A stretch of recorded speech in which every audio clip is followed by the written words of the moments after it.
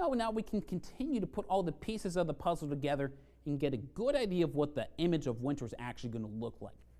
And to start off, we got to look at low pressure off the Gulf of Alaska. That's thanks to high pressure that moves up the west coast and up into parts of Canada.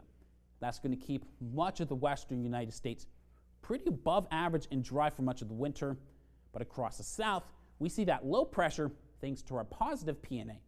This means the Carolinas, Florida, the Mississippi Valley, really much of the southeast should see an increase in storm, even severe storm chances, but it's also going to see cooler and wetter conditions.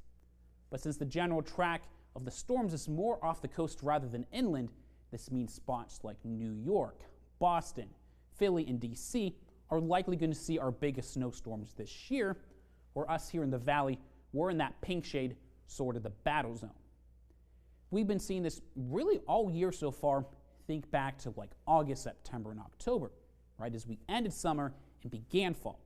We just saw a lot of back and forth pattern, which is really what I'm expecting to see this winter. Now, we're not going to see the 80s like we did this summer, this winter. Doesn't necessarily mean we're going to be as warm as we were last winter. It just means if we see, let's say, 5 days in a row where it's sunny and 50, we have to have the same amount of days in the opposite direction.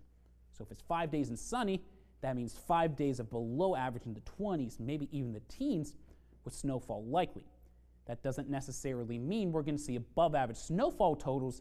It just likely means that we see more days with snow, just unfortunately less in the way of snow totals, but still more than what we saw last winter.